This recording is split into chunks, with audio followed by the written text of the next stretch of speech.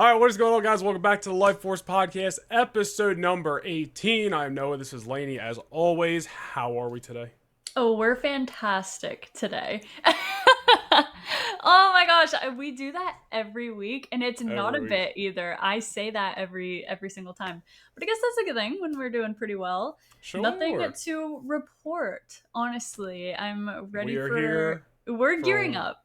We're yeah, we're gearing here up. for one thing and one thing only today, and that is Stranger Things Season 5, Volume 1. Obviously, this Mhm. came out last week, but as we talked about last week, there was no way we're going to be able to watch 4 episodes on Wednesday night, record last week's episode on Thanksgiving, and then get it up. Nah. It just wasn't going to happen, so we're doing it this week, and then I think we'll pretty much be uh, it'll pretty much be the same way for Volume 2 when that comes out on Christmas. That'll probably be the following weeks. I don't know. I don't know off the top of my head what day of the week Christmas is on. Doesn't matter though. We'll be talking about Volume 2 and then of course the finale. So you guys can look forward to all that. But is Mhm. there anything that you wanted to talk about? Anything at all before we get into Stranger Things stuff? Oh my gosh, did we write anything down? I feel like there might have been something as I far had as nothing. news, but maybe not. You guys can follow us everywhere at the Lightforce Podcast. Everywhere. That's what I want to Hey, talk yeah, you about. do the bit. You do the Yeah, bit. you guys can follow us everywhere at the Lightforce Podcast. If you're listening to this, you can watch the live feed on YouTube, or if you're on YouTube, you can find us on Apple and Spotify. Thanks to Mhm. everyone that told us that we were their most listened to podcast. That was very Mhm. kind. There's a And couple even people. yeah, even our respective YouTube watchers said that either of our channels was like the most they've watched. It's too Yeah. kind. So kind. We're also on Instagram and TikTok and Threads. You can find us everywhere at the Lightforce Podcast, and we're ready. I did have one news thing that Oh, I okay. just, it's really nothing, there's really not much to break down, but I just saw it the other day, and I really just wanted your thoughts on it, because Mm. we talked about Sonic, maybe it was, we talked about, we were talking about the Ninja Turtle stuff last week, but Mm-hmm. I saw something the other day that said Sonic 4 is scheduled for March of 2027. I don't know if that was new news or not. But then there was something else that said an untitled Sonic film, or just an untitled film from the Sonic franchise, is coming out in December of 2028. Do you have any thoughts on what that may be? Maybe Yeah, some and people I said maybe a saw Shadow movie. yeah, and I saw that it said there was like some word they used to describe it that I can't remember right now. Mm. Um oh my gosh, I wish I could remember. That's But literally all I saw uh, news wise for yeah, that. I imagine that maybe it'll if it's an independent film, then yes, I would say it's probably a Shadow movie, which is so peak because they set up Shadow appearing in some way in the post-credit scene of Sonic 3. Hmm. Shadow is alive. We know that. I think a lot of us thought that maybe he would appear in his own spin-off series, the same way that Knuckles got his own spin-off series, but honestly, after the way that the Knuckles series went, I could see them pushing Shadow and keeping him more along the lines of an independent film. I think that would Yeah. perform way better. Shadow deserves to be on the big screen. And I think they have seen that people will turn up in droves for Shadow. Turn up for So Shadow we'll be turning up for Shadow. in Um 2028. in 2028. It sucks that if that is true, that would be the next time we see Shadow again. So it would be like 4 years removed from the last time we saw him if he doesn't appear in Sonic 4. But I feel like if it isn't an independent Shadow movie, maybe it'll be kind of like the Infinity War of the Sonic franchise and it'll bring them all back together, possibly because Mm. they're adding Metal Sonic and Amy, and we've got Shadow, but as far as we know, Shadow isn't necessarily integral to the part of Sonic 4. We don't know too much about that yet, but it would be cool if it was like, okay, big time. This is the thing we're Bring dealing all the with. characters All the together. characters in there, Sonic yeah. Endgame. Yes. Give me Silver. Give me everybody. I want Big the Cat. I want Vector and Charmy and Espio. Noah's like, I don't Dude, know who you're talking this about. lore is going crazy I right want now, dude. all of them. I want all of them. But yeah, Lore dropping. maybe Yeah. Blaze. I would like to see it all. Well, I just had to bring that up because I figured you'd have something to say about it. But that's literally all the news that I saw over the last week, which was fine because that gives us the next hour to talk Mhm. about Stranger Things. It's great. It's So, exciting because at least that means that the Sonic franchise isn't going to end at a trilogy. It's going to keep going. no, especially after we were talking about the Ninja Turtle stuff last week. I don't think they have any plans to end the Sonic franchise. I think they just want to probably keep it going and just keep it growing like it's a freaking MCU or something like that. Which is like, fine, dude, just keep going. The As long Sonic as you have CU. ideas and you're not forcing it, I mean, why not? Anyway, Stranger Things Season 5, Volume 1 dropped last week. I watched, as you did, all 4 seasons in preparation, rewatched all 4 seasons in preparation for this, so everything was fresh in my mind. Man, was I excited to sit down and watch these 4 episodes. We still have 4 more to go. I forgot how much I love this show, man. This is a great show, and I'm almost sad to see it go. But we still got, I am sad to see it go. But we got 4 episodes left. I'm very excited for it. There's a lot to break down from these 4 episodes. Got my Hellfire shirt on. I'm ready. I know you took a lot more notes than I did because I was just ready to just shoot off the cuff with this. And really, there's not going to probably be much structure. Like, I don't think, meaning in the case of, I don't think we're going episode by episode here. I think we're just going to kind of be floating around. Maybe we'll start with cons or overall thoughts or whatever, but I'll let you kind of lead the charge if you would like. Yeah, I don't think we should like rate the first 4 episodes or anything because you can't necessarily rate anything without knowing the whole story. So we're not going to rate the first 4 episodes, until we've gotten the whole season. Should we start with cons and then go pros, or? Yeah, because I mean, I don't know about you, but I don't have that many cons. You guys, Noah and I are going to have very different takes on this season. I want to preface this by saying I am a Stranger Things fan. I was excited for season 5. I still am excited for where it can go. But as far as the first 4 episodes of the last season of Stranger Things that took 10 years to get to, I did not enjoy it at all. I did not enjoy it. Not at one episode? I'm showing Noah my iPad. These are all the cons, Noah. And then those 3 bullet points at the bottom are the pros. So, yeah. This whole thing's gonna be the cons. Oh my goodness. I'm really sorry. Yo, alright, this is why you're gonna lead the charge here, because I don't have that many cons. And maybe I don't have many cons because, again, it's only 4 episodes and there's still a lot of open-ended things. We'll rediscuss probably stuff we're gonna talk about here, and of course the 4 episodes when we get them, so that'll be a completely different conversation. But by all means, kick it off. Okay, I don't want this to be like a negative episode. I don't want this to be just me like hating all over the season, because I don't want this season to do anything but succeed. I'm not trying to take Stranger Things down a peg. I'm not trying to come for any of the actors' performances. I'm not trying to hate on the Duffer, but like that's not where I'm coming from at all whatsoever.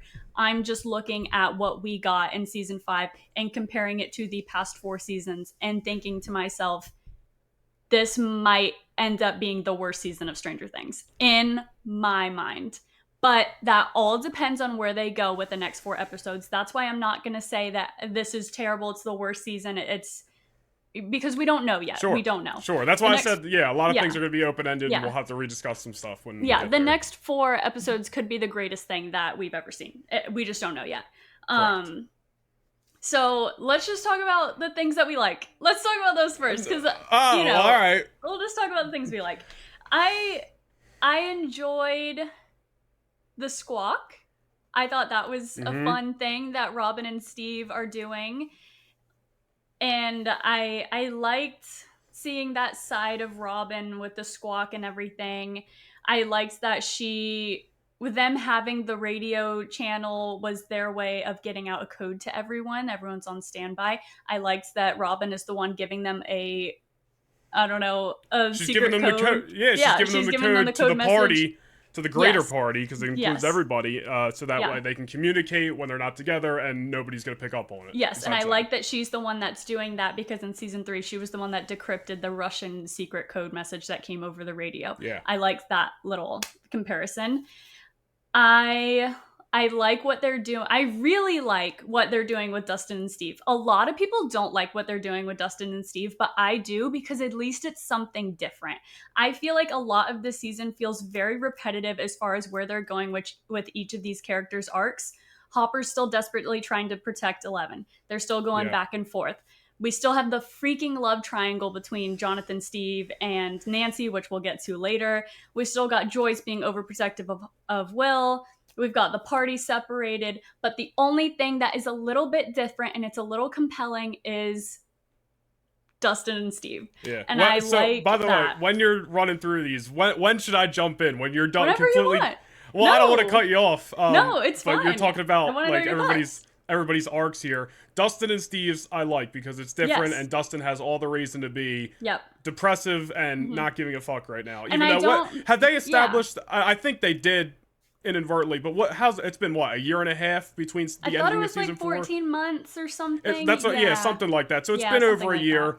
But Dustin's still, very Dustin's depressed the only about- one apparently that, I mean, we saw that Dustin and Eddie had a more of a greater friendship than Eddie had with any of the others that were in Hellfire with him. And it's not any of the that others none of them in the care, party. but they're also just not trying to start issues with Jason's friends. His Right. name is Jason, But right? another thing that bothers me is that they're acting like they don't know why Dustin is upset, or they don't know why he's acting different. Steve's like, I don't know why he's acting like this, being rude all the time. You know what I mean? They probably do. I think it's more of just like we're still on this in their mind. Like it's been 14 months or whatever it is. It's like, hey man, you can't keep poking the bear. Like maybe that's the impression I took. But I don't get why they're not like, we understand you're upset about Eddie.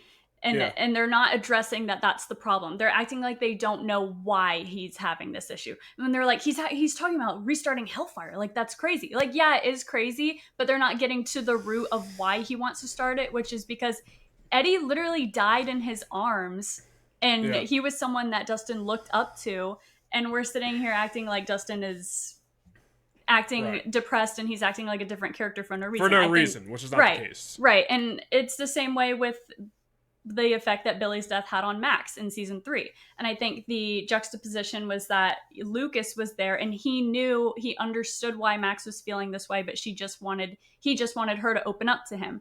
And I think we're going to get a similar dynamic between Steve and Dustin. But what I don't really like is that Steve is he's not really trying to get him to open up. In a sense, he is kind of knocking on that door, but he's not really addressing the problem in a way. And I feel like it's silly to act like they don't know why Dustin is acting the way he is. But I am very excited to get to that point. I think it's going to end up being a really cool arc between Dustin and Steve. A lot of people are upset that Dustin isn't going to be the same Dustin in the last season of Stranger Things, but I feel like you and I room for that. There's a lot. Yeah, we got a lot of time left, but I feel if like anything, you and that's part of his emotional growth throughout the season. Yes, and we're finally getting a character arc for Dustin. Like, the comedic relief shouldn't always have to be the comedic relief. And I feel like you and I could really relate to this a lot, because I feel like we're both always the funny person.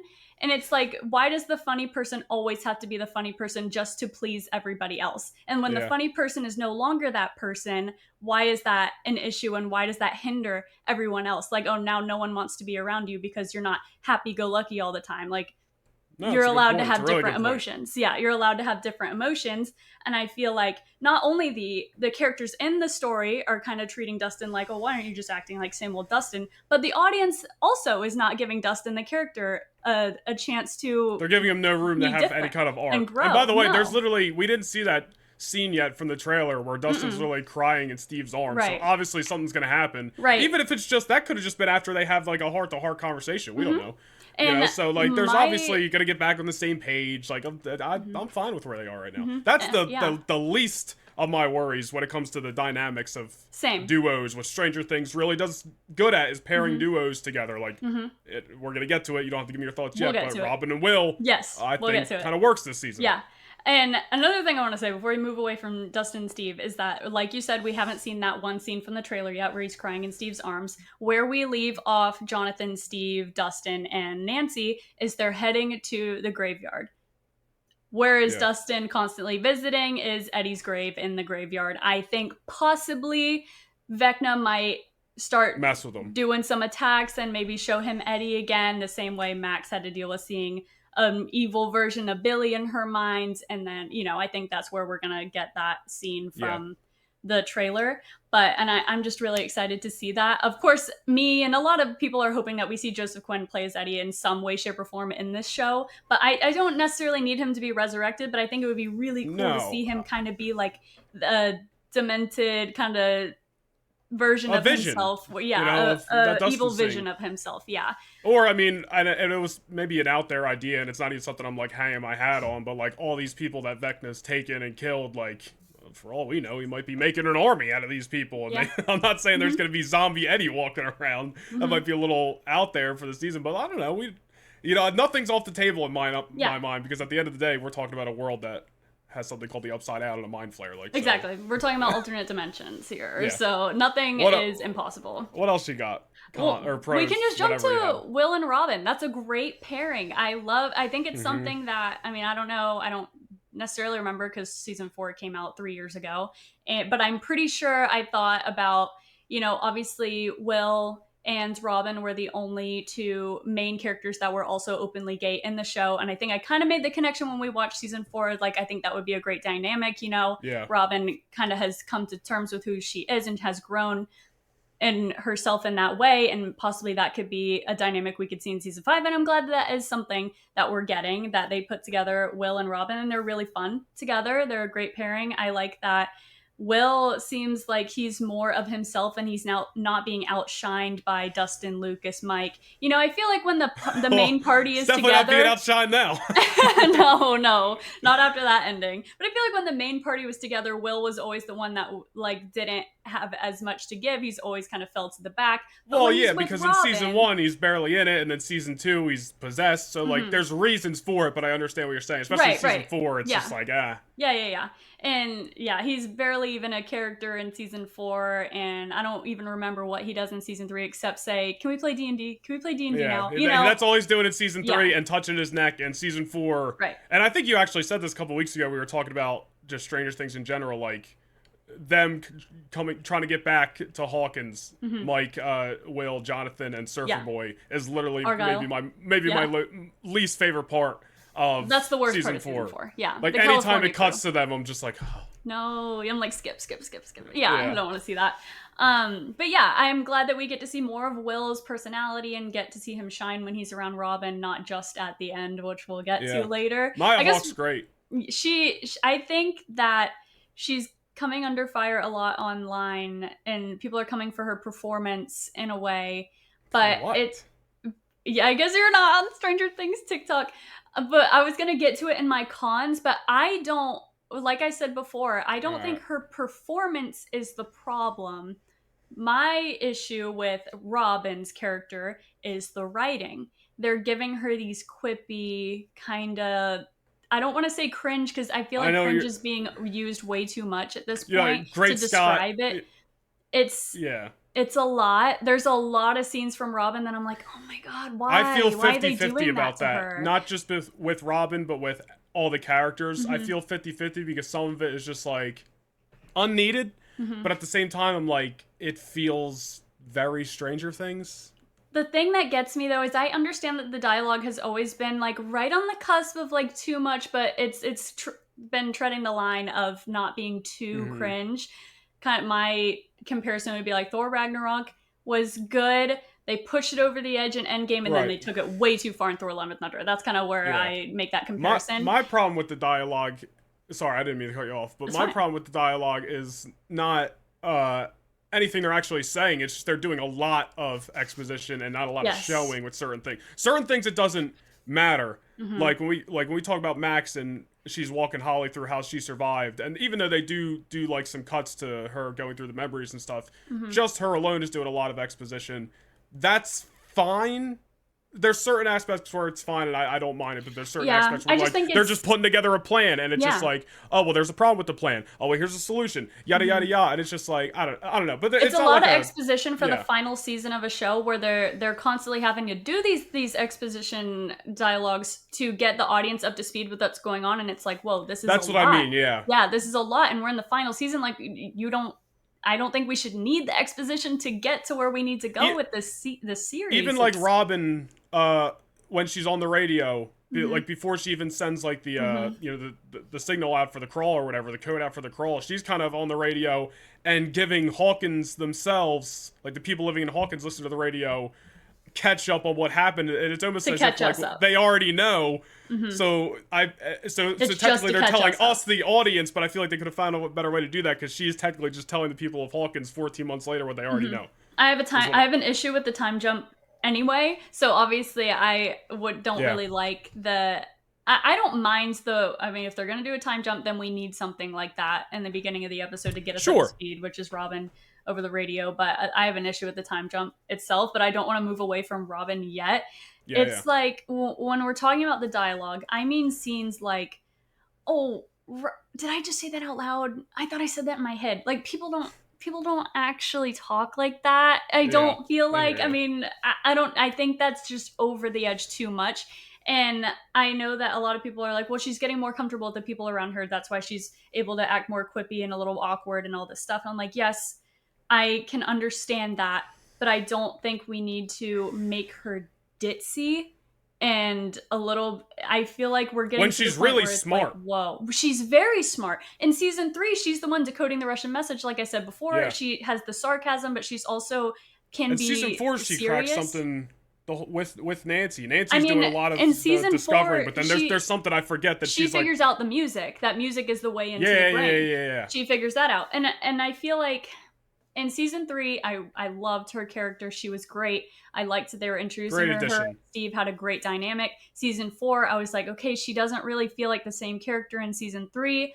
I can understand she's getting more comfortable with the people around her, but she still has her moments like just figuring out the music and everything. But she didn't feel like the same character between 3 and 4, but I could rationalize it. But now where we are to the point in season 5, I'm like, why does she have to have those certain lines of dialogue that make me feel like she's not even close to being the same character that she was in season 3?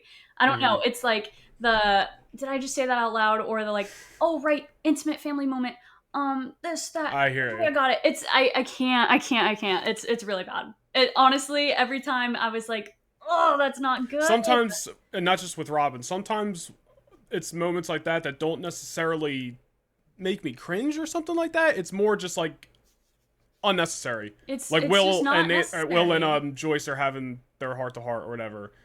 Robin could have just been in the other room. Yeah. That's what yeah. I mean. Or she could have just like, you could have panned to her and she could have just like been standing there awkwardly, and that would be better Yeah. than her being like, oh right, But it's not enough for me to dislike her this season. No, so far. I I'm sorry. really like Robin. That's why it bothers me that they're doing this to her, that they're giving her these quippy remarks that are so unnecessary, that make her the comedic relief, maybe to make up for Dustin not being able to be that. I don't know why Maybe. they're doing this to her. I know that they do it in season 4, but I feel like it's too much now. Now it's like way too much.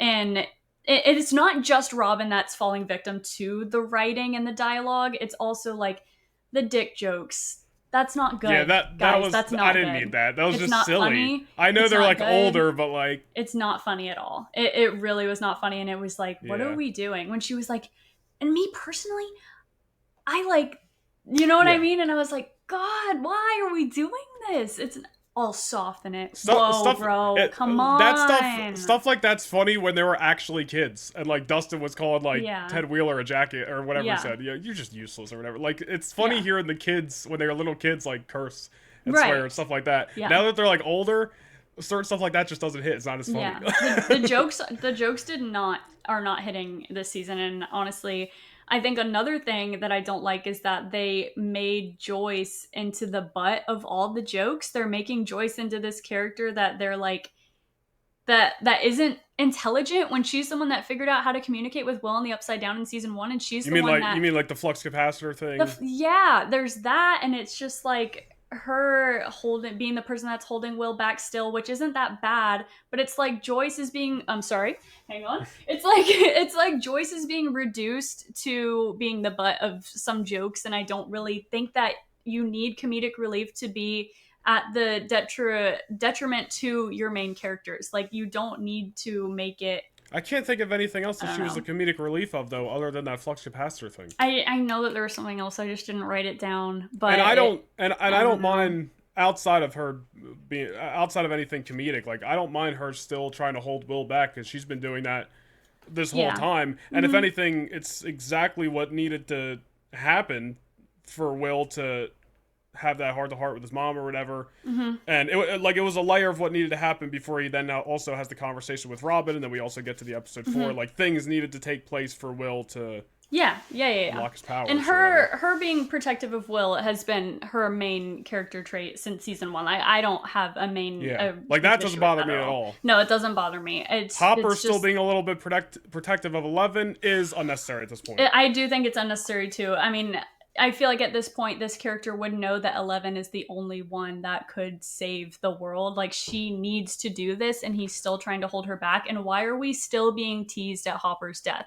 Like, he has a gunshot wound. He's trying to blow himself up. What are we doing? We talked about that before this. Like, dude, you already teased us. Like, Hopper, Max, maybe there was somebody else we said. Like, people who we've already teased are dead or about to die. Will. Now, if you actually do it or not, well, I mean, I don't know. I could still see Will dying. Me too, but he's another one that we did talk about. Like, you already made us think Hopper was before. dead. Yeah. It already looked like Max was going to die. She's still technically in a coma. So, like, I'm taking those two off the board. Like, you can kill them in season 5, but it's just not going to hit the same. No. But the thing I'm tired of seeing with Hopper is, like, bro, I don't need to see any the same scenes of the flashbacks of Sarah anymore, bro. Like, I understand it affects him. And I understand he's like, he's talked to 11 about that before. So, like, we're running it back. Like, it's okay if he's still a little protective, right? But he's still trying to put the hammer down as if she hasn't saved the world, like, twice already. Yeah, I don't know why. That's what I'm saying. That's the one things are dynamic getting that repetitive. I agree. And that's it's so repetitive that we're doing this dance again, especially the flashbacks. Like, not even. And it's the same that. scenes. It's not like they went and filmed new ones. They didn't even film new ones. I don't need to see this anymore. Yeah, it's crazy. They don't even hit the same now. No, and it's so repetitive that we're still doing this back and forth between Hopper and 11, and it feels like we haven't really, even after them reuniting and all that build up in season 4, it feels like we're right back to where we left them in season 3. It doesn't feel like we've after gotten that, anywhere. it's like, bro, like 11 just survived all this time without you. And it's like it's not a big deal. She's not even calling him dad. She's still calling him Hop when. Yo, what was up with that, dude? Yeah, I was like, I don't know. Why you call this guy Hop, dude? Yeah, I don't know. There's just a lot of things that make me feel like, okay, we're getting nowhere. And that was definitely one of the things, is their dynamic. Another thing that I don't necessarily love was, hang on, I just had it. It was about 11. It was about 11. I don't love that 11 is still acting like she's hearing words for the first time. She has been out of the lab for how long at this point? And when she goes, a stubborn punk ass, as if she's never heard the word before, dude. I understand, like, how do you take, that's always been a part of her character, is she's learning all these things for the first time, but she has been in high school. She's lived in the normal world for a while. How long was she in high school, bro? Like a couple months? No, she had been in school for a year at that point. When she's in that writing the letter to Mike in the first episode of season 3 or season 4, she's like, it's been a year, and you're right, things are getting a lot better, and my grammar's getting better. And like, we see that she's talking, she's able to. Yeah, but she wasn't in school for a full year though. It was a full year since she saw Mike. It was only till like that fall after she last saw Mike. That's not true, because season 3 of Stranger Things, which is almost a full year of school anyway. Listen, season 3 of Stranger Things takes place over the summer. They're not in school in that season, and then it ends, and then they go to school. She is in school for a full year, removed a month because spring break is when it all happens. So don't even get me started. Maybe 2-3 months. No. Maybe their school got out in June. Maybe a month and a half. Oh, my bad. But even in the beginning of the season, I was like, okay, when she's talking to Joyce and Hopper, she's articulating herself well. She's speaking in full sentences. And then we get to the upside down, and she's like, punk ass. And I'm like, oh, no, we can't do this again. I don't like that. I don't know why she's still hearing words for the first time. But that's just me being nitpicky. And I get that. One more thing can we address? Did you also think it was really, really bad when they all squat up in the school in the first episode, and they're like, remember my sister kicked your balls so hard you limp for a week? I'll kick them so hard they'll pop like water balloons. Oh my god! No, that's not good. It's not good. That's really bad. Yeah, I'll be honest, it didn't bother me at all. It's bad. That sounds like something a typical was really nerdy, but it still is kind of nerdy. High school kid. I don't would know say if to it's his their bully. age. If they were younger, Well, listen, like that's you said, one then that's one it's not con that of bad. this show, and it's hard. Like, where do you place the blame? Place it on the Duffers and Netflix for waiting so long? Like, it's not the actors' fault that they got older. And it doesn't take me out of it. It's just something you got to adjust to. It was something you got to adjust to in season 4, but then you really got to adjust to in season 5. I don't know what they did to my boy Lucas's hairline in this season, but he was shaped up in season 4. Yeah. They butchered him in season 5, bro. I Yeah. feel so bad for Caleb. Yeah. But and honestly, the main crew wasn't as bad. It's Holly and Erica that look way too old for their ages. Erica is like, I think 19 or something in real life. Somebody said. Yeah. And she's like, I don't know what. She's a playing a freshman? middle schooler. No, she's a middle schooler. Okay, and Holly is supposed to be 7, I think. She's supposed to be 10 because they aged her up for the plot. They aged her up. And she's supposed to be playing a 10-year-old, the actress. Let me give her the benefit of the doubt. They aged her up. She was supposed to be 7. Well, I guess she aged her could up. pass as a 10-year-old then. I thought they were trying to pass her as like 7. highly I don't know where I disagree. heard that. She's Really? the actress is 14, Noah. Playing a 10-year-old? Playing a 10-year-old. The pigtails are holding that together, bro. Because if she doesn't look like she's 10. Them aging her up is jarring. It's just jarring. And I don't like that they have to do that to get to where they want to go. She is 14. Yeah, you might be right, dude. She Yeah, does maybe look when older they than 10. yeah, and maybe when they filmed it, she was 13. Cool. She's still not 10. Like a lot realistically, they happens probably between filmed this 10 a year and a half to 13. 2 years ago, so Yeah. she might have hit puberty during. I don't know. Like, No, there's some scenes where jarring. she looks younger. I don't know. And it's not enough for me to, like, it doesn't take me out of it. It's just, you gotta get used to it after 5 minutes. And it's nobody's fault other than time has passed, and they, for some reason, took a while No, they could have easily. No, it's a different actress. They recast her. They recast How old's the Holly original Wheeler. actress? She's the right age, I'm pretty sure. But whatever reason they needed to recast her is fine. They could have recasted a 10-year-old instead of a 14-year-old. I don't know. I'm not wrong. Like, I'm not disagreeing. I'm just saying. That's one of my cons. The right age. That's so bad, dude. That's bad. I don't know. It's jarring. It's a pretty jarring thing that they had to age her up for the plot, and also like we're spending a lot of time with Holly Wheeler, a character that we have not gotten to know up until this point, and I don't mind her. Me either. But I really don't. She's fine. But yeah, just like, we are spending a lot of time with her and getting nowhere. I hope it means something, I guess. Getting nowhere. I don't know, man. We're getting nowhere. I'm sorry that I'm making you think about these things. No, but like Holly as a character specifically is something we can resurface to after the finale. Like, I need... Right. We'll see where it goes. Like, I'm open to it. I don't have a problem that she's becoming a big player in this season. It's fine. We'll see where it goes. I don't know though. Yeah. But another good thing. Is I'm pretty on the pro side. So, but there's certain things that I might just wait to see if you talk about stuff in the cons. Okay. Like, I'm not just gonna be like, here's everything I love. Like, we'll get there. We got time. Yeah. A great thing is that after 10 years, we're finally getting a payoff for Will being in the Upside Down in season 1. Finally. Will got powers. Thank God. Well, Thank God something's finally happening. I mean, they have to do it. It's the final season of the show.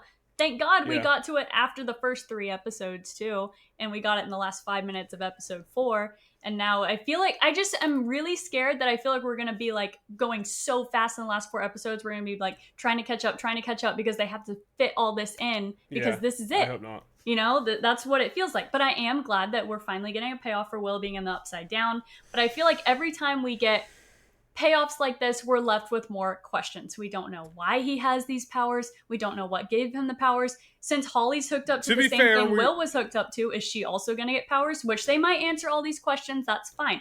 But it's been 10 years, dog. Every single kid might come out with powers. We might have an army of kids, dude. Yeah, I think that'd be so funny if all the kids like squad up and like at the end of Thor: Love and Thunder, and they all have the power of Vecna. Then I better see dipshit Derek with one of those things in his mouth, so at the end he can come out like because that'd be hilarious. Dude, but that would be honestly. Are we just talking about Will in episode 4 real quick? Yeah. All right. Well, first off, let me just say, what is it about episode 4 every season that they just knock out of the park? I don't know off the top of my head about what episode 4 season 1 is, but I'm pretty sure it's when Elle catches Mike when he's about to jump off the cliff. I might be wrong. I would have no idea. I really don't. I don't know. But season 2, I wrote this down. Season 2, episode 4 is when the Mind Flayer gets Will out in the field at the schoolyard. Season 3 is when they get Billy in the sauna. Dear Billy. Great episode. Season 4 is Dear Billy. My bad. I said the wrong thing. Billy in the sauna, season 3. It's me. That was the problem. Dear Billy was season 4. Yes. Yeah, season 4 is running up that hill, which is like a top 3 episode maybe of this whole show.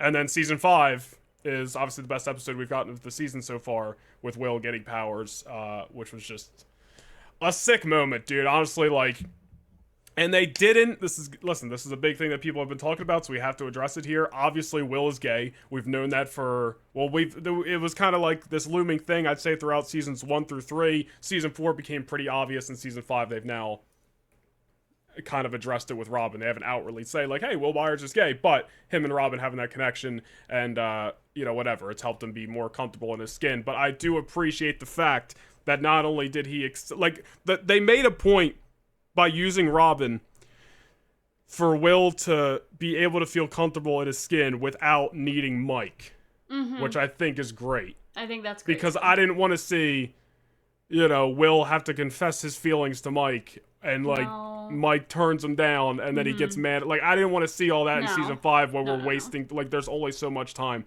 Will can feel comfortable in his own skin. They also, I'm forgetting certain stuff that I wanted to say, but it wasn't just like, hey, he's got powers now because of he recognizes he doesn't need Mike. It's coming to terms with everything he's been through, right, and accepting it. And I was like, they did a really good job handling that. Is what I'm trying to say. Yeah. And I loved that the flashbacks that we see in his mind are all of the scenes that we saw in season 2 when they're trying to get Will back to who he is, and they're reminding him of all these great moments. And it's like, when they were running through it, I was like, oh my gosh, this is the moment that Mike was talking about on the swing set. Like, that's cool. And I like that we were getting all those scenes. So that was really cool. It was more so, Vecna taunts his victims and haunts his victims by using their minds against them, and that was the way, him coming to terms with who he is and everything was his way of blocking all that out. And yeah, I really enjoyed that too. I thought that was really good. It was the manifestation of his powers was really cool too. I like that he is an upstretched hand instead of like this, like 11. His instead is more of L, up. he's got he's more Vecna than at least from what we understand. Which makes sense because he's been to the upside down. I think Vecna does this too. Well, yeah, because he does over the head. Yeah. I just like that his are a little different. Yeah, I think the Vecna thing's in my head, because Will was snapping arms like Vecna. Is what I'm trying to say. And it's interesting that he has the same abilities as Vecna all of a sudden. We don't know if that's like telepathically like Vecna, but we do know that he kind of has powers like 11 and Vecna now. But the thing is, for me, I was like, man, how is Will more powerful than 11? That's the most powerful thing we've seen other than Vecna. We've never seen 11 do anything like that. Never. Well, I mean, we have to give 11, we can't just brush her off because Will's got powers now. 11 closed the gate. 11 has taken down the helicopter. Hold on.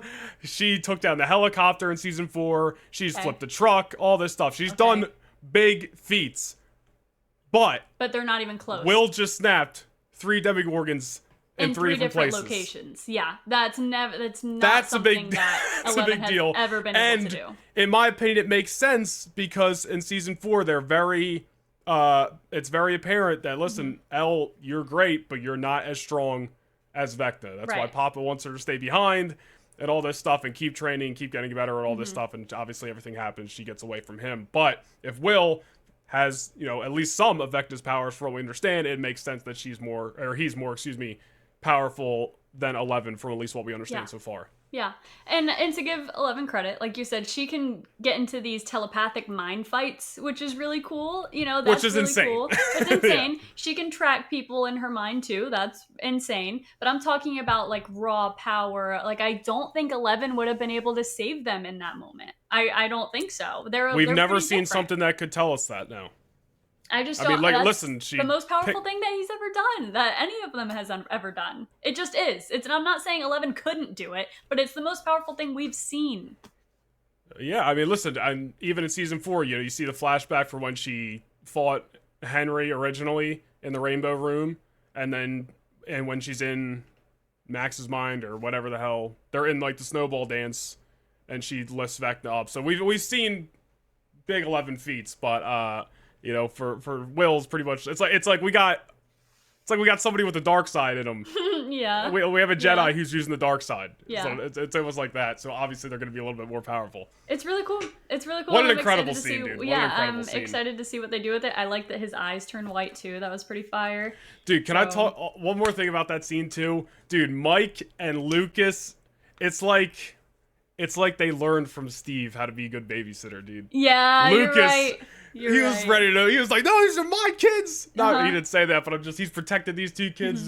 He's about to get messed up. Yeah, Mike leading them through everything. Mike's leading the charge. Look at me, look at me. We're gonna go. I'm like, this is great. Yeah, dude. it was great. Phenomenal. They learned from Steve, the hair babysitter Harrington, dude. Oh, Steve. That is a nice little character notch for both of those. It was great. It was great. It really was. Yeah, that whole scene, like the Will part of it was great. Just something that confuses me at this point is the power scaling of the Demogorgons. I really don't understand how they're bulletproof, but Karen Wheeler can stab it with a wine glass, and now it's hurt so bad that it's bleeding for miles and miles in the Upside Down. It just doesn't really make sense to me. And also, the kids are able to, use the barbed wire wrapped around a bat or around a shovel or whatever, and and they're hurting it, and they're able to get it to a point where they can shoot a tracker into it, and blah blah blah. But it's also bulletproof and Hopper chopped one in half with a sword in season 4. It's like, where, like, are some just more powerful than others? Like, I just don't get know. it. I really don't get it. Never really been explained. No, I don't. And I'm not gonna act like this is my idea. I completely stole this from the Escape Pod. But like, they should literally just be like battle droids in Star Wars, where it's not that they're powerful. There's just a lot of them. Because there was really only like 4 or 5 Demogorgons out there before Vecna shows up, messing up those troops. Mm-hmm. I'd rather it just be a shit ton of them. That way, we don't have this power scaling issue. Yeah, but we're 5 seasons in now. I don't think that's going to change. So yeah, I just think it's very inconsistent, and that's pretty unfortunate at this point. And I also another what was it called? Power scaling thing is the Upside Down. Now it's free and safe for everyone to just roam about in there. We've got no Demogorgons, no Demodogs, no Demobats. We got nothing. I thought about, I thought everyone needed hazmat suits. This is a season 4 thing too. I was like, what happened to everybody needing masks and hazmat suits to go in this thing? The air's clear to breathe now? That was a season 4 problem that I never mentioned. Yeah, because Eddie and Steve and Nancy and Robin are able to go in there and come out no problem, but they're running for their lives the whole time, at least, from the bats and the dogs, and they're trying to step over the vine so they don't let the Mind Flayer know or Vecna know. But now it's free and clear. I understand there's a wall. Maybe everything's hiding behind the wall. Okay, there's a wall. We don't know what's up with the base that's down there. Because Dr. K, first off, totally not as cool as Dr. Brenner. He was way more menacing. But whatever, you need somebody in that role. Dr. K, you don't know what they're doing down there. They might be, I don't want to say working for Vecna, because there was no way Vecna was actually behind that door. When they thought Vecna might have been behind that door. It was never going to be Vecna. We'll get to that. It was never but it's just like maybe they know a little bit more than they've let us know.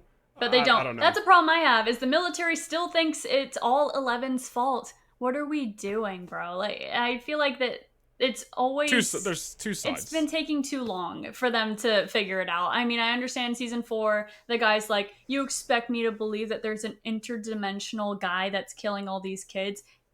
Or do you, instead of 11, who's here and actually has the powers, we know that it could be her. And that's why the military thinks 11's the one causing all these problems in Hawkins, when she wasn't even there that whole time. They find her in California, but I guess they think that she's the one telepathically killing them. I don't know. But, and then we see in season, even after the whole world rips apart, they still think it's 11.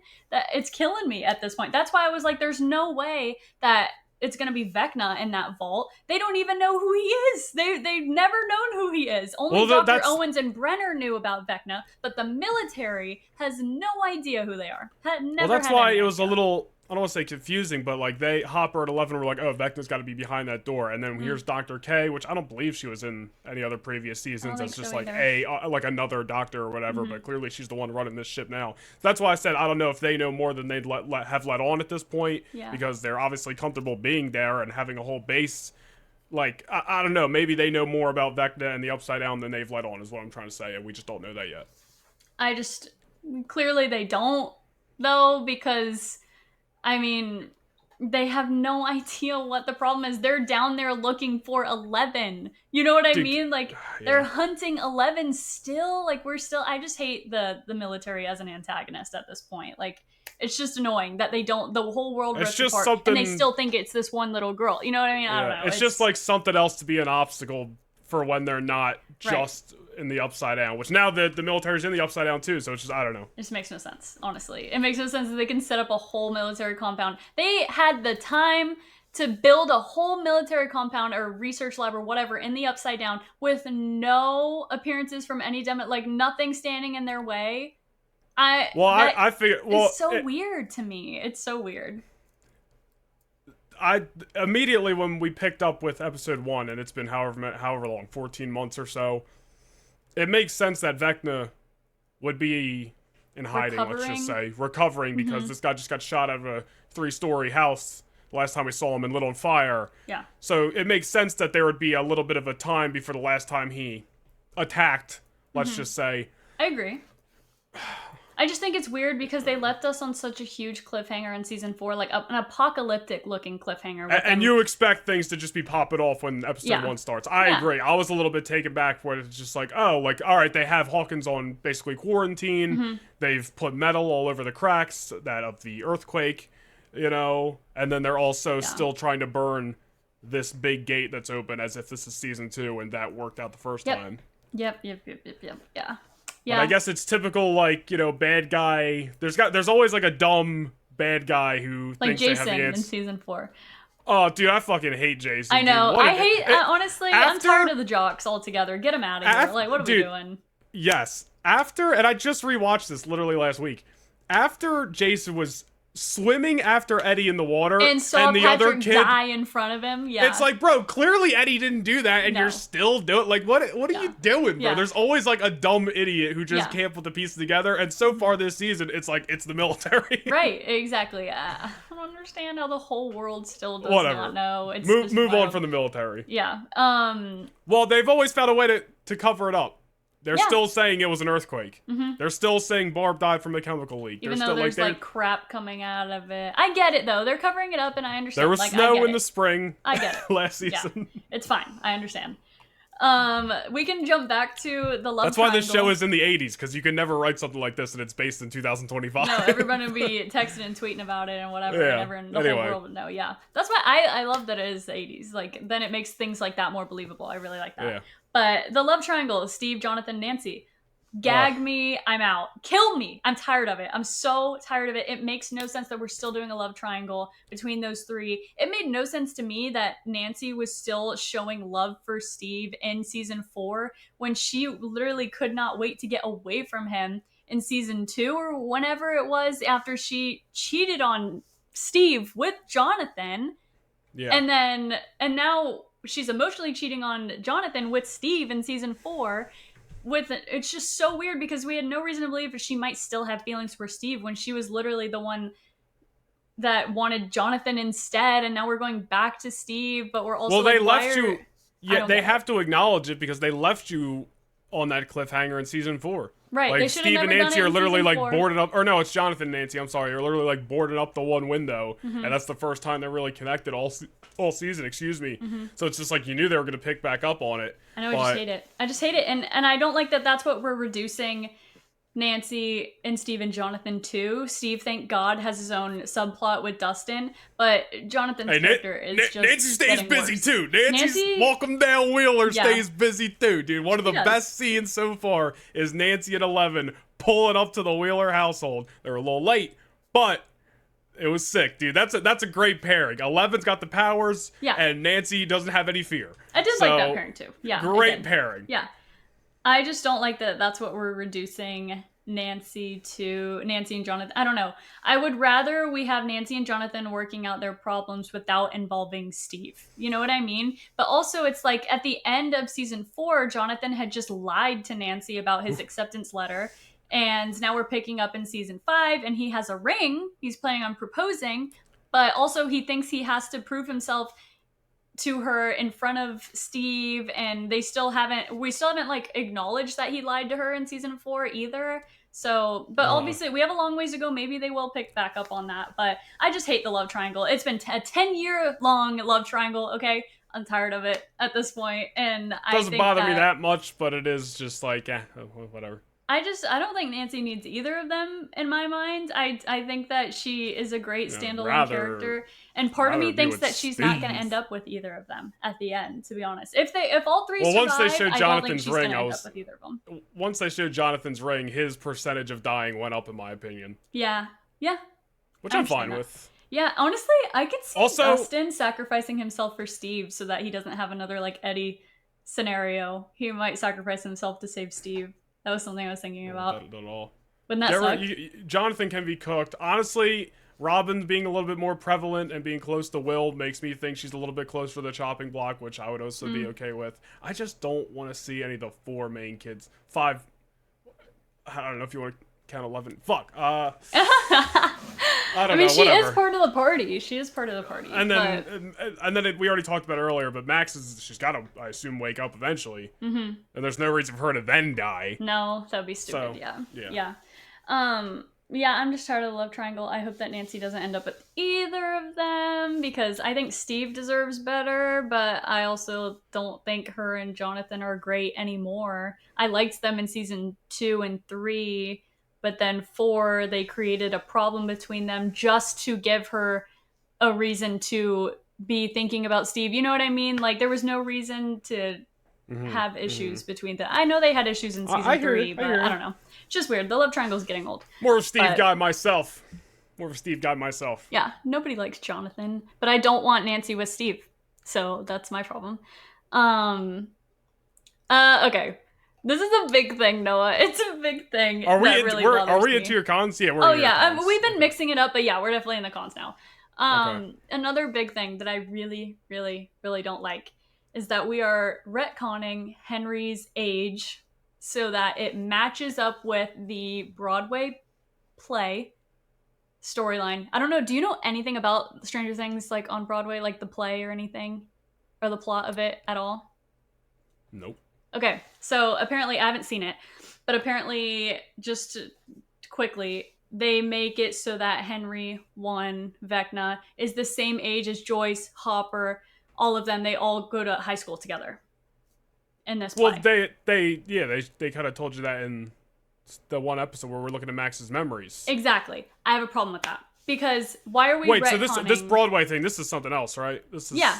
But now it seems like it looks like they're trying to make it canon. But you're thinking they're adapting it. Yes, absolutely. Okay. Because in season 4, Henry in all the flashbacks is literally like, 8 years old when he's killing his family? Unless Dr. Brenner let him go to high school while he was in the Hawkins lab. We had no reason to believe there was any reason that he went to high school with Joyce and Hopper, like they're showing us in Max's, he's in his memories. And if that was the case, now we have the problem of Joyce and Hopper have never put 2 and 2 together that he's the same person. They know he's Henry Creel. They know that. They would put 2 and 2 together and be like, oh my God, we went to high school with him. You know what I mean? But also, like, no one knew that Henry was alive because they thought he died. They thought that his dad killed him, remember? And then it was really Brenner took him away. So how would he be in high school if everyone thought he was dead? Like, it doesn't make any sense at all whatsoever that they're retconning that. I'm going to give them the benefit of the doubt and wait to see if they have a better way of explaining it. To me, that makes no sense. I don't like that they're doing all this just to further the plot. I'm gonna be honest. That scene came and went so fast. I was more just interested in Max's dialogue, and didn't really put two and two they're just throwing all this information at you. They're just throwing it at you, and you're like, wait, that doesn't make sense. Wait, that doesn't make sense. You know, and they're not catching you up with what they're trying to do. And I don't know. It's the same thing as Holly's age changing so fast. They're like, maybe if we write in some exposition, we can let them know, actually, Henry went to school with Hopper and Joyce. Which, one interesting thing, if you go back and you pause the little playbill about the play that Joyce is hanging out those things, it has Eddie's dad on it, it has Hopper, it has Joyce. I think there's somebody else that was on it, but I can't remember. But those three, I was like, whoa. I mean, obviously we know Joyce and Hopper are in there, but like Eddie's dad was also on there. I think Steve's dad was on there too. I'm not gonna lie. Didn't his dad pass by in the hallway, yes, right? He's the one who took the paper from Joyce. So never, his name was on it. Yes, something Steve's Harrington. I don't remember his name. But yeah, which is cool. But no, I just don't those like are fun that little things, but the Henry thing has got a question mark bad. on it. Yeah, that's a bad plot hole. Like, that's really irritating. The inconsistencies are irritating. When you have this long to write something, the inconsistencies are really irritating. But maybe they'll fix it. You know, all this to say, I could be putting my foot in my mouth and later on they'll explain it and then I just look like an idiot. I hope so. Because it's there's annoying. A lot of questions about where Max is. I mean, we know where she is. She's in Henry's memories, but I don't know. He could still be playing mind games with her for all we know. So yeah. There's things to be answered. And he won't go in that cave. We know that. No. I want to know where Max got all that stuff, though. Is she just like stealing it from Henry's house or somebody else's house? Yeah, honestly, she's stealing it from the memories. Yeah. like running through before to try to get to the cave faster. Yeah, I don't know if I necessarily like that her subconscious or her consciousness is trapped inside of Henry's mind. And it's like, whoa. We're gonna wait till we talk. Like, we're gonna theory craft about the ending of the show at the end, I assume. Okay, so we'll just keep going with whatever you got. Right. I don't appreciate that Vecna comes in at the end, kills everyone but the main characters. I also we didn't say it before, Karen and Ted surviving a Demogorgon attack. But Ted should have totally been cooked. Fucking at least kill him. Ted. Which was hilarious, by the way, that he was outside playing golf. Yeah. Like, Ted, everyone kept hyping up in anticipation for season 5. Like, yo, this is going to be a season. Ted's going to get up from his chair and do some work. And he didn't back down, but he got messed up pretty quick. He did. And then, I just don't like that they survived the Demogorgon, but it's bulletproof and no one can kill it. An entire military compound can't kill it. Well, this goes back to the power scaling thing. Right, yeah. And I just wanted to throw that in because that, like, leads into this, too. Like, so those characters were spared for the plot, and then also, why did Vecna spare? I understand why he spared Will, because he's still using Will actively. He says, I still need you, blah, blah, blah. Yeah. He spares. I understand that he was also about to have the Demogorgons kill them, but every main character survived a Vecna encounter. You know what I mean? And he just leaves for 2 seconds, and then Will kills all of them, and then it's like, I mean, we'll see where we pick back up. I don't know. Well, I mean, listen, it just seems like, okay, plot armor. Vecna had crazy. Steve, Nancy, and Robin right in front of him in season 4, too. He didn't kill any of them. Right, he just started walking toward them in slow-mo, and then... But they were posted up, though. Like, they were all taking action against him and everything. Hey, Mike Wheeler was leading those kids around, dude. Don't disrespect Mike Wheeler, dude! No. And he smacked Joyce halfway across the compound. She's fine. Don't worry. She'll be all right. She's all right. Yeah, Joyce continues to have no fear, just like Nancy. She walked right up to Vecna. You better leave my son alone. Yeah, I know. And then get out of here. He was like, man, this is too easy to kill you. I'll kill you later, dude. Yeah. I don't know. I just think it's weird that he was just like, well, I mean, listen, he knows Will. He knows Will's friends. He knows the party. So maybe he's got his reasoning. He did try to kill them. So I can see both sides. Like, he did try to kill them with the Demogorgon. So it's fine. Did you think that the reveal of 8 being in that vault was predictable? Oh, not at all. That was the last thing I saw coming. I didn't think Vecna was in there, so I figured it was something else, but I didn't think it was her. Because pretty quickly, it's like, there's no way that's going to be Vecna in there. They've never even met him. They don't even know him, blah, blah. In my mind.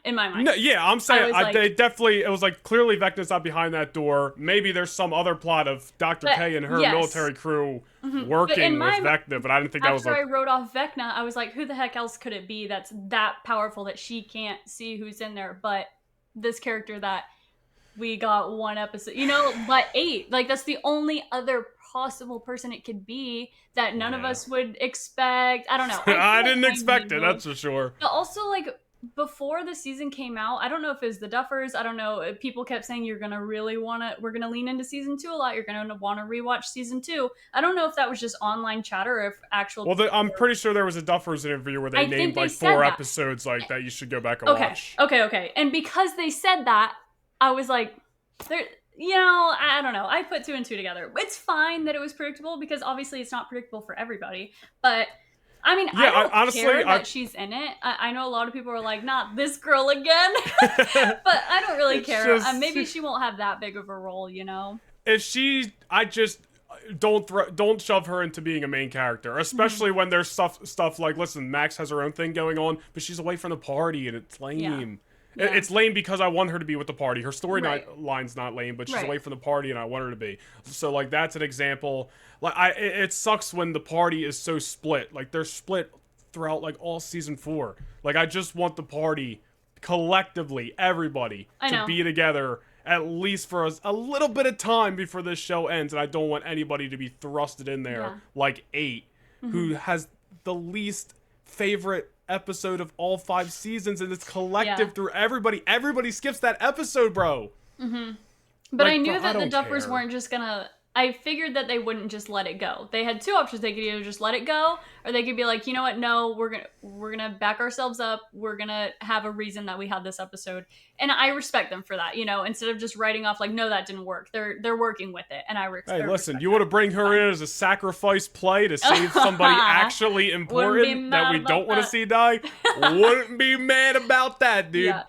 But I do agree with you that the group being split up again is very irritating. I think the best scenes in the show that we get is the dynamic between the main 4 boys, and Dustin is constantly being taken away from the other 4. Season 3, he's with Steve and Robin in the vault. Season 4, where's Dustin again? In season 4, hang on, he's not with the main party because they split them all up in season 4. Well, yeah, everybody's split up in season 4. Mike and Will are coming back from California. 11 gets taken, and then everybody else is still in Hawkins. Right. So it's like it's happened before, but It's just annoying. Like, you need these 6 kids, and I'm calling them kids, even though they're adults, but whatever. Yeah. You need the 6 main kids, the 4 boys, 11 and Yeah. Max, to be together one more time, and not just for them to like die in that moment, or one of them to die in that moment. Like, I don't know. That just has to happen. And it's like, and we finally are getting the sweet moment between Hopper and Joyce when they're in his room, you know, and we're finally like, okay, they're actually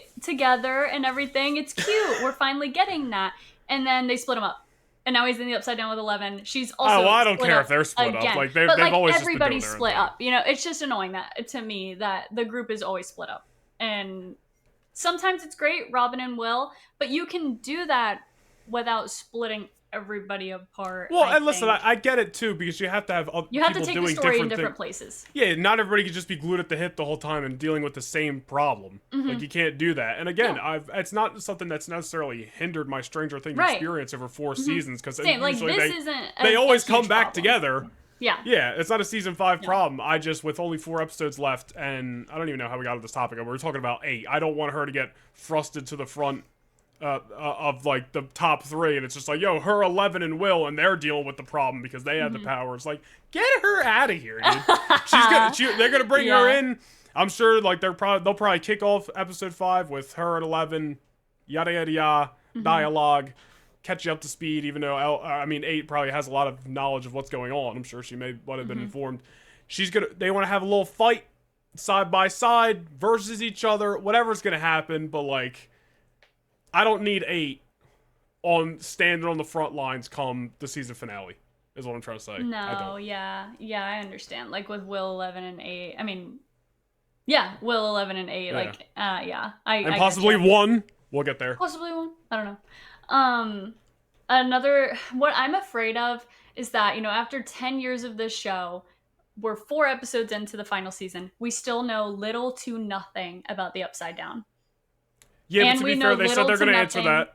Of course they have to. It's the last 4 episodes ever. Of course they're going to answer it. Yeah, but that's why I'm not worried about it. What I'm saying is, like, what I'm worried about is that now that we're 4 episodes in, now how do you answer that with 4 episodes left without it being an exposition thing at some point? It's nice when the plot and the mystery of it unfolds itself across multiple across seasons, multiple episodes, so which it's not just like lore dump. Here you go, move yeah, on. yeah. And I feel like it's I gonna hear be you like, saying. here's a Henry lore dump, here's an upside down lore dump, blah blah blah. It was fun learning about Henry's backstory in season 4 because it was spread out with 11, revisiting her past and getting her powers back. It was Yeah. spread out like that. Hopefully they do that in some way, shape, or form. But we're talking about, we know nothing about the Upside Down. It's been 10 years. We have 5 seasons. We know nothing about the Upside Down. You're telling me, if you had told me in 2016 when this came out, we're not going to learn anything about the Upside Down until 2025, possibly midnight. It could be 2026 when I find out. Like what the Upside Down actually is just crazy. It's taking too long at this point. It's not even like a little bit unfolding. I'm not going to complain yet. I know, but it's not even a little bit unfolding at this point. And I'm like, dude, every season we're left with more. Listen, maybe there's not going to be. Maybe in their mind, there's not too much to explain. They got the Mr. We unsolved the mystery of Mr. What's It in 2 episodes. I know.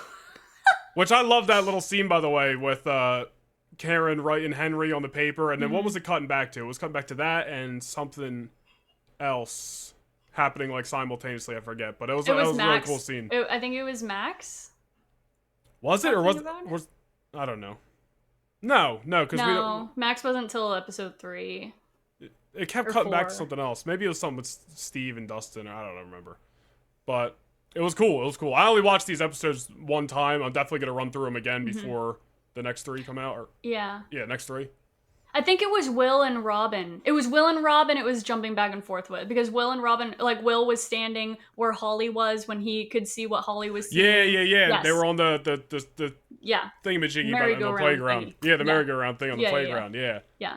Love scenes like that. Yeah, and tension. That was really cool. Yeah, I liked that. And I want to say again, like, I'm not trying to hate. Like, I'm not hating on it. I just want it to be good so badly. And there are just so many things that I was like, this is taking me out of it. This is taking me out of it. This is taking me out of it. And I wish it wasn't that much.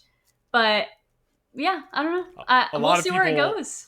A lot of people thought it was going to be Eddie that Holly found instead of Max. I knew there was no way. Did you think that for a second? No. I was like, maybe. Like, part of me was like, maybe. But also, like, it wouldn't make any sense. It wouldn't have made sense, honestly. Guy died. He did die. I still think that maybe, possibly, he could come, I don't know, back to life in some way. But no, I could understand. No, not back to life in some way. But I think we could see him as Eddie again in a vision in some kind of way. But do you have any more? Do you have any more cons, or are we just getting into theory crafting with the? No, just theory crafting. Like, and those cons weren't that bad, were they? They weren't that bad. They weren't that bad. I wasn't like tearing anybody apart or anything. That scene with Elle and Mike, and they're talking about like, what happens when this is all over or something. And it's like, and Mike's telling the story, I think, from a book or Dungeons and Dragons or whatever it is, and he's like, they win, but there's just too much history, and they know what happened of the scene of the... I forget how he put it, but it just made it seem like when this is over, whoever survives, he was talking about setting up shop somewhere else and going to live somewhere else. He was talking about the 3 waterfalls and all that stuff, and 11 is like, is that what we're gonna do? That's what I forget how... Yeah, I forget how he put it, but I don't know. I thought that might have been a little foreshadowing to maybe where we end up with... or at least our main cast of characters when everything's done. Similar to how Joyce took her crew to California at the end of season 3. Maybe however we end this, a lot of the main crew is going to be exiting Hawkins, whoever's left. And what do you think about this theory that Henry is going to, in wrestling terms, have his babyface turn? And he's actually being controlled by the Mind Flayer as well, and he's just trying to, even though he's still doing it in a bad way and he's still done a lot of bad things, he's just trying to find his way out, just like Max is trying to find her way out. I don't think so. Have you heard this theory? Yeah, maybe in a little bit. I have seen people. I don't remember what I saw, but I saw someone say, like, "Are you sure? Like, what if this is a different version, like a different personality of his that's helping Holly?" But no, I don't think that's even at all remotely possible, unless they retcon, like I said, and he doesn't turn evil until later in his life when he's in high school, whatever. Like, now it makes no sense to me. But he was 8 years old murdering his entire family. He's not. He's never been. There's no redeemable quality to that, and I don't think I would enjoy. If we're talking about he's a big bad. He's supposed to be pure evil, not a redeemable character. Like that is silly to me. A lot of the things that people are saying, and this is all rumors, is because we don't know why he won't go in that cave where Max is, and evidently a lot of people think that that cave is where the Mind Flayer first got him when he was a kid or something like that. For whatever reason, it's a bad memory. He doesn't want to go back in there. We know that the wall in the Upside Down is a big circle. I forget where the number 12 is mentioned, but evidently it looks like he's trying to get 12 kids. I'm going to butcher this theory of how I deliver it, but people are basically saying that Henry is somehow, some way trying to basically time travel and go back to before the Mind Flayer got him. And he's willing to do it at any and all costs, even if that means sacrificing these 12 kids. That's just a theory. Yeah, because they spend so much time on Holly's book, Wrinkle in Time, that I'm like, oh god, this is gonna mean something. Yeah. But the thing about the cave that I just looked up just so that I wasn't spewing crap, the cave is in the Broadway show too. So it's like, how long has this Broadway show been going on? I had no idea this was a thing. I don't know. I'll look it up while you say whatever you were going to do. Yeah. Hang on. Is revealed to be the same from the play, making it the one place Vecna is unable to enter. But yes, that's where they're getting this theory from. It's straight from the Broadway show.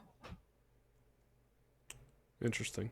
Yeah, that's where the Mind Flayer first encountered him, whatever, in that cave. And the cave is literally in the Broadway show. I have not seen it, like I said, and I'm not saying that the Broadway show is a bad thing, but for people, I think it's weird to change something that was already in place for the sake of whatever brand plot cohesion. You're trying. Yeah, I don't know. It's just weird. It's weird that they're like, maybe we should use the Broadway show plot in season 5 and just retcon and try to fix up, and hopefully everybody forgets what we said about Henry in season 4. I just think it's weird. It's messy to me, but yeah, I hope that doesn't have. I hope it's not like a let's redeem Henry kind of thing. You know what I mean? I think that's. I don't need I could see it happening, but it's not like I'm gonna be like, yeah, let's go. Like, I don't need Henry to be redeemed. I need him to be beaten. Yeah. And I want there to be an epilogue here that actually shows me everybody that survived and what their next chapter of their life is before this show cuts off and we're done. You know what I mean? Like how at the end of season 3 we saw, it said 2 months later or whatever it was after Billy died, and you're seeing them pack up Will's house, you're seeing them move, you're getting just a quick little look at what everybody's life has become 2 months later. That's something that I want to see at the end of this with the main cast, not necessarily, what's Henry up to now that he's been redeemed? Yeah. If that even is the case, like there, if we're talking about Henry trying to go back and make sure the Mind Flayer doesn't get him, like maybe that doesn't work out, but maybe the kids have to find a way to go back and destroy. That's just I don't know. It's not a sinister plot though. Like, Vecna shows Nancy the whole world being destroyed and her whole family dead. Like, what does that have? But no, he wants. But now he suddenly wants to try to go back. He doesn't want the power anymore. You know what I mean? He loved the power. He told Eleven he was glad all of that happened to him. He literally said that to her. I don't know. I don't know. I don't like that. I'm just thinking here. Sorry, guys. I don't have any other theories, to be honest. I don't have any theories. Because I don't understand what they're doing. But I guess it's a good thing when it's not that predictable.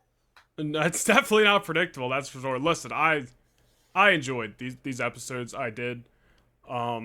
I was just left with more questions than answers, which isn't a bad thing. Because we just had a bunch of questions coming in to season 5. Episode 4 was a great freaking episode. Probably one of the top 5 best Stranger Things episodes. Maybe top 3, some people would say, and I wouldn't argue. Yeah, I really don't know where this is going to end up. There's the things that I want to happen. Like I've already mentioned a couple of them. I want the party to be together one last time that isn't just them on the battlefield and somebody's about to die. Like, I'm not saying they need to go back to Mike Wheeler's basement for a whole half an episode, but like something before somebody possibly goes kaput, just in case somebody does. Yeah. I want that. I don't know. we got a lot of questions that need answers, and we got a couple of weeks till we're gonna get them. Yeah. I don't know. Not a fan of the release schedule, to be honest.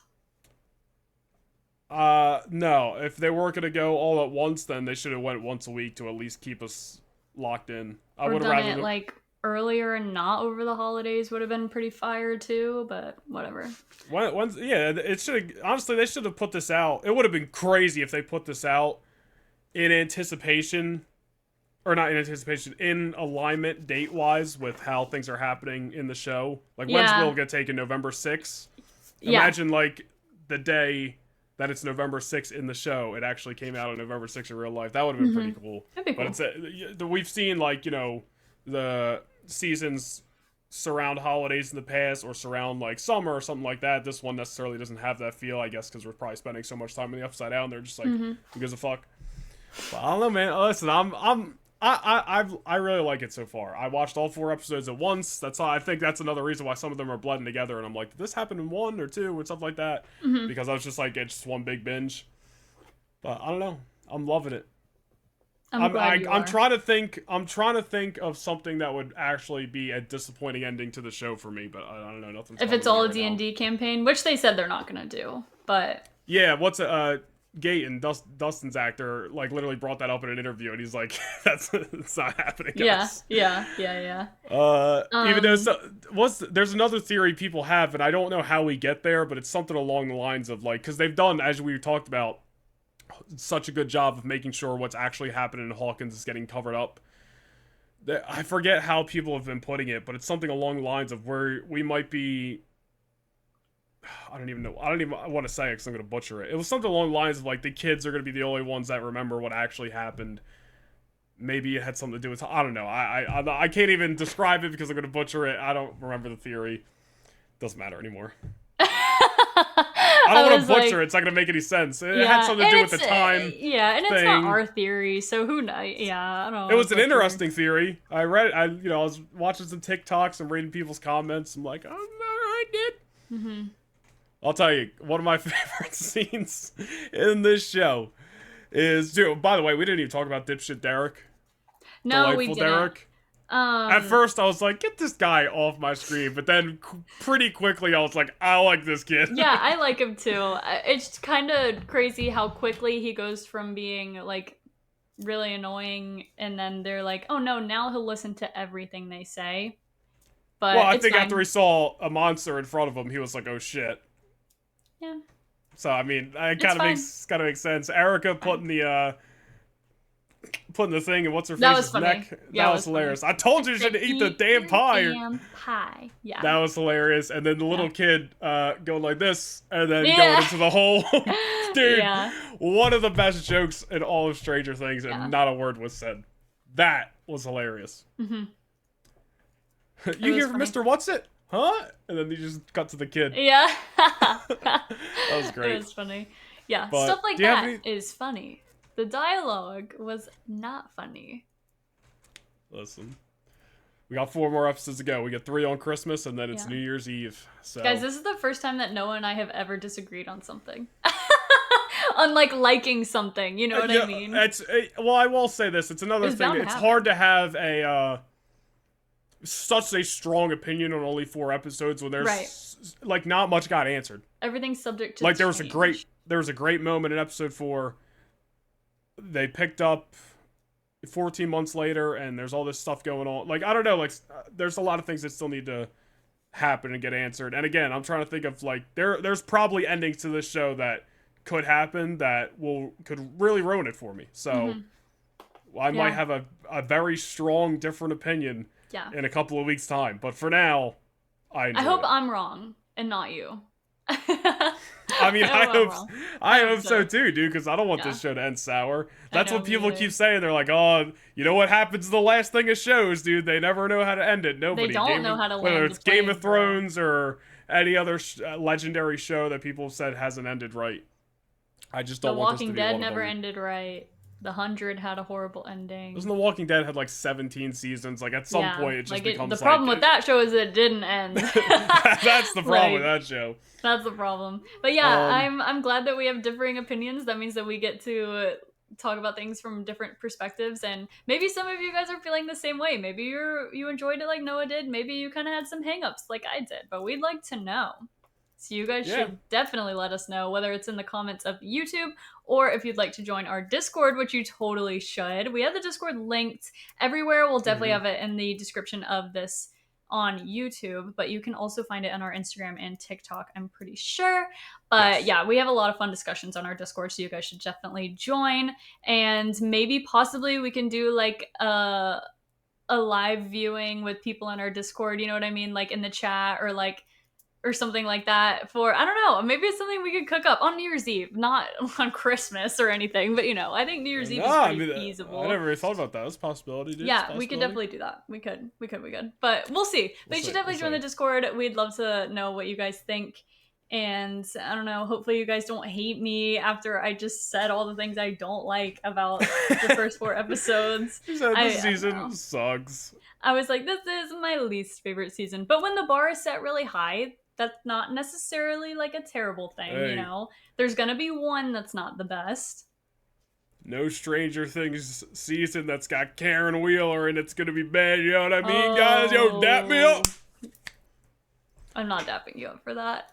Actually, Sadie Sink is the best looking person in the show so far, just saying, but... Karen Wheeler is very, very gorgeous. Love her. Listen, when Sadie Sink showed up looking like what's-her-face from Brave, I think that's the movie, I was like... Anyway. She did look like Merida. She really did. I think I thought the same thing. I was like, oh, look at her hair, though. Actually, she's giving Merida right now. Yeah, I loved it. Guys, it's getting hot in here. Anyway, where can they find you? You can find me everywhere at Laney Byers on Instagram, TikTok, Twitch, and YouTube. I stream regularly on Twitch and YouTube at Laney Byers, and we have a lot of fun. Stream community. I love you guys. Hopefully, we will be able to do some more streams soon. I've been playing a lot of different games lately off stream, so we'll see if I can get back to streaming. She's retired, guys. I she just plays Pokemon now. She sits on the couch and plays Pokemon now. I do. That's what I do instead of sitting down playing Rivals, which is crazy. But hey, listen, I get it. Sometimes I want to play video games, but I don't feel like sitting in this chair. I'm just like, different vibe when I'm not in this chair. It is. But you guys can go follow me on social media at Noah Nation Vlogs, Twitter, Instagram, and TikTok. You can also go subscribe over on YouTube, Noah Nation Gaming over there as well. Next week we'll have a normal episode.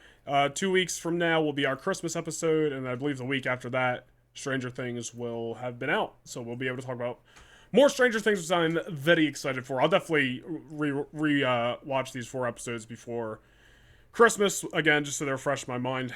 I won't. Pick up right where I left off. Nah, dude, I got it, dude. I'm running them back. No doubt about it. I don't want to see. I'm already rewatching them with Parker, and I was just like, please watch it without me. I don't want to see it again. Honestly, a lot of it, I was like, I don't want to see this again. That's. I think you're overhating at that point. I'm not overhating it. I just don't want to get drugged through like we said before, the exposition, and I'm like, man, this is just, we're getting nowhere at this point. And then I gotta listen to the dick jokes again. I'm like, come on, I can't do it. But maybe I'm hating. Thanks, Noah. No, I'm not. Yeah. I'm not hating. You're a hater. We'll see. I don't want to say I don't. If I end up not liking this entire season, I will openly say this is garbage. But I'm not gonna say that right now. Feel free. I don't know yet. Feel free, dude. You guys are not gonna want to miss next week's episode. It's gonna be a really fun one. Should we tell what it's gonna be yet? I don't know. Do you think we should? I mean, we openly talked about the idea last week. You did, yeah. It was your idea, by the way. I don't even remember. It was Noah's idea, and then I was like, we should do it, and you're like, okay. And I was like, where's the enthusiasm? It's a fun bit for us to do on the show. And he's like, yeah, I don't know. Like, what do I do? I can't think of anybody fun for it. I can't think of any. People do like such funny deep cut picks for this thing. We'll talk about this later. I can't think. We'll talk about it later. You guys, you're gonna want to see next week's episode, and you're gonna want to be on YouTube Mayfield from season 5. All right. Anyway, guys, we'll see you next week. Bye.